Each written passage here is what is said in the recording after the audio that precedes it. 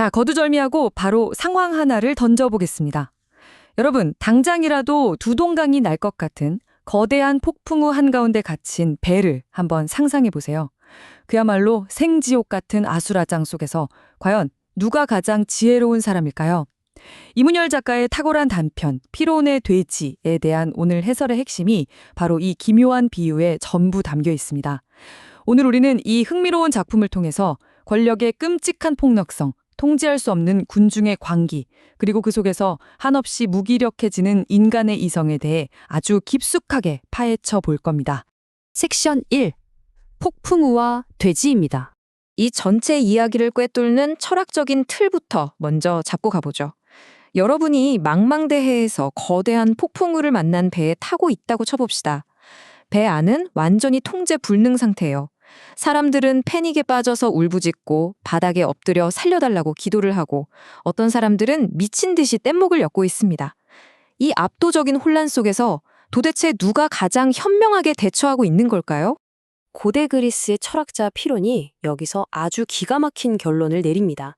이 난리통에 배 밑바닥 선창에는 돼지 한 마리가 사람들의 소동에는 전혀 아랑곳하지 않고 세상 편안하게 쿨쿨 잠을 자고 있었거든요. 피론은 이 절대적인 혼돈 앞에서는 아무리 위대한 철학자라도 저렇게 무관심하게 잠든 돼지를 흉내내는 것 말고는 할 수 있는 게 없다는 걸 깨닫습니다.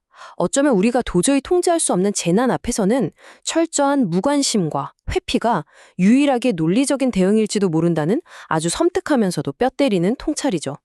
섹션 2. 내키지 않는 귀향길. 이제 저 고대 그리스의 철학적인 배에서 내려서 아주 암울하고 현실적인 공간으로 와보겠습니다. 갓 제대한 군인들로 꽉 찬 퀴퀴한 군용열차 아닙니다. 여기서 우리는 완전히 상극인 두 인물을 만나게 되는데요. 우리의 주인공은 대학까지 나온 엘리트로 사단본부에서 편하게 복무했습니다. 상황을 끊임없이 머리로 분석하는 지식인이지만 체력은 약하고 늘 묘한 불안감에 시달리죠. 반면에 우연히 기차에서 마주친 훈련소 동기 홍동덕은 글도 모르는 순박한 농사꾼 출신이었습니다. 근데 군대라는 곳이 참 무섭죠. 이 순진했던 청년을 아주 교활하고 이기적인 취사병으로 개조해 놓았거든요. 그는 상황에 기가 막히게 적응하고 제대하는 지금 이 순간 그저 한없이 태평합니다. 생각이 너무 많은 지식인과 환경에 완벽하게 적응해버린 생존기계의 흥미로운 대비입니다. 지금 이들이 타고 있는 열차 분위기가 어떠냐면요. 진짜 숨이 막힙니다. 제대했다고 좋아했는데 흥청망청 돈을 다 써버려서 주머니는 텅 비었고 군대 냄새 풀풀 나는 군용열차만큼은 진짜 타기 싫었는데 돈이 없으니 억지로 탄 거죠. 열차 안의 공기는 엄청나게 무겁습니다. 3년 동안 겪은 그 엄격하고 숨막히는 군 생활의 트라우마와 무력감이 이 제대병들을 여전히 꽉 누르고 있거든요. 이 사람들은 이제 지긋지긋한 계급사회에서 벗어났다고 믿었겠지만 사실은 여전히 그 그림자 안에 갇혀 있었던 겁니다. 섹션 3. 폭력과 마비된 지성. 자, 이 불안불안한 평화가 어떻게 깨지는지 보세요. 기차 안으로 현역 군인들이 들이닥치면서 갈등이 터집니다. 근데 여기서 숫자가 진짜 중요합니다. 단 5명. 검은 각반을 찬 현역 군인 딱 5명이 기차에 올라타더니 험악하게 공포 분위기를 잡으면서 갓 제대한 선배들한테 억지로 술밥을 뜯어내기 시작합니다. 완전 무법자나 다름없죠? 그런데 정말 놀랍게도 이 갈취를 당하고 있는 제대병들은 무려 100명입니다. 믿어지시나요? 100명이나 되는 사람들이 단 5명의 폭력 앞에서 쥐 죽은 듯이 얼어붙어 있는 겁니다. 왜냐고요? 이들은 군대라는 억압적인 시스템 안에서 학습된 무력감에 완전히 절어 있거든요. 부당하게 맞고 돈을 뜯기는데도 100명 중 그 누구 하나 선뜻 나서지 못하고 고분고분 동전을 바칩니다. 이때 주인공의 속마음을 한번 들여다볼까요? 머리로는 이게 얼마나 말도 안 되는 부조리인지 정확히 알면서도 막상 동료들이 맞고 털리는 걸 보면서 나설 엄두를 못 냅니다. 자신의 가늘고 하얀 팔, 여린 심장을 핑계대면서 스스로를 철저히 혐오하죠. 지식인으로서 자기가 얼마나 비겁한지 뼈저리게 느끼면서 말입니다. 물리적이고 야만적인 폭력 앞에서는 그 똑똑하던 이성과 지성이 완전히 마비되어 버린 겁니다. 섹션 4. 군중의 반격. 자, 이제 언제 터질지 모르던 시한폭탄이 폭발하는 과정을 따라가 보겠습니다. 저항은 총 3번에 걸쳐서 일어납니다. 처음엔 덩치 큰 건장한 제대병이 욱하고 일어나지만 현역 하사가 술 한잔 따라주면서 슬쩍 달래니까 어이없게도 바로 타협하고 앉아버리죠. 개인의 영웅주의가 너무나 허무하게 무너집니다. 두 번째로는 깡마른 제대병이 일어나서 군법이 어쩌고 하극상이 어쩌고 논리적으로 따지기 시작합니다. 결과가 어땠을까요? 네, 무자비하게 얻어맞았습니다. 법과 논리는 주먹 앞에서 아무 소용이 없었죠.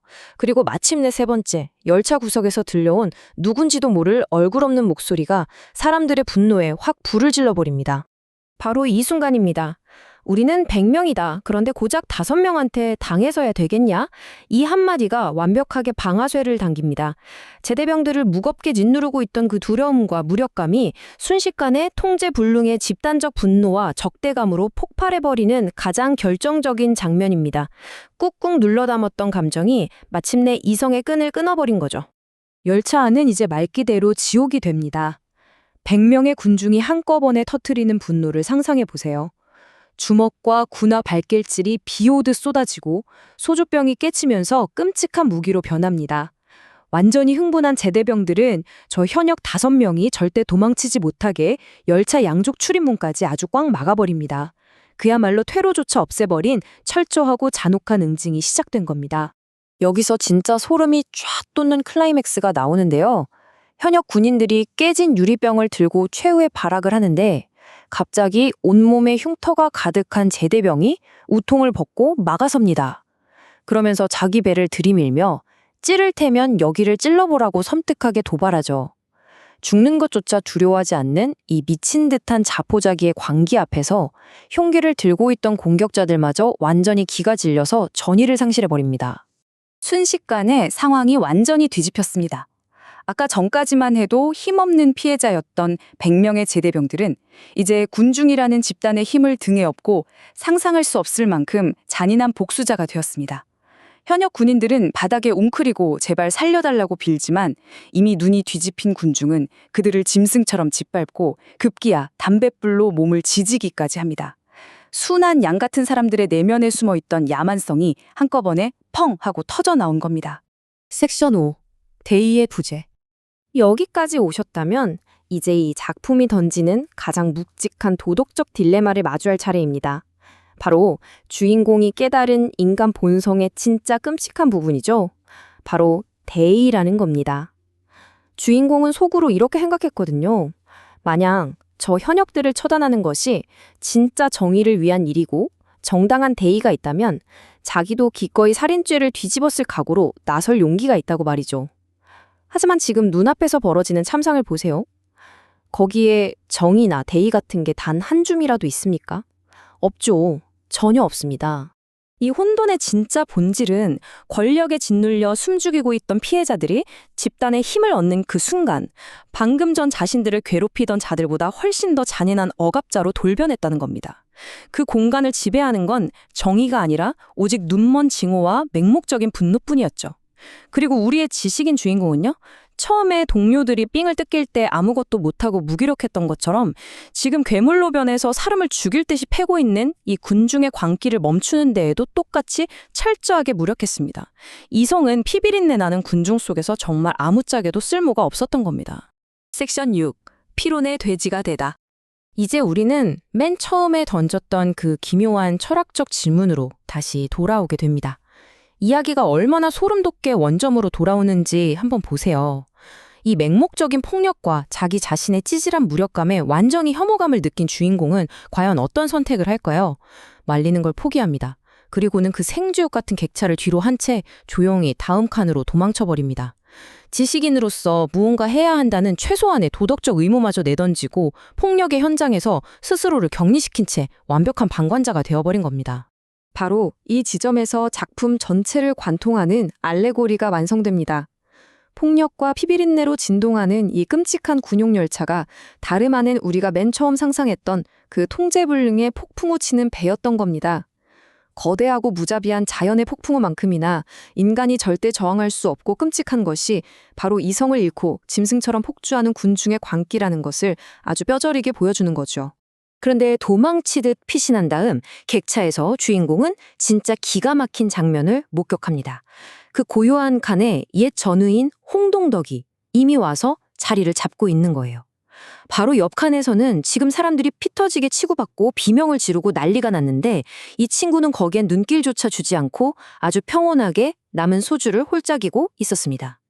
주인공이 무식하고 속물이라고 은근히 무시했던 바로 그 친구가 사실은 이 거대한 폭풍우 속에서도 세상 편하게 쿨쿨 자고 있던 완벽한 피론의 돼지였던 겁니다. 자, 오늘 해설은 이 이야기가 우리에게 던지는 아주 무겁고 불편한 질문으로 마무리하겠습니다. 만약 여러분이 도저히 통제할 수 없는 야만적인 폭력, 그리고 이성을 잃고 날뛰는 군중의 광기한 가운데 똑같이 서게 된다면 여러분은 한없이 무기력할지언정 그 맹목적인 분노에 맞서서 목소리를 내시겠습니까? 아니면 모든 것을 모른 척 외면하고 평온하게 잠을 청하는 피런의 돼지가 되시겠습니까? 한 번쯤 깊게 곱씹어 볼 만한 문제인 것 같습니다. 오늘 해설은 여기까지입니다. 감사합니다.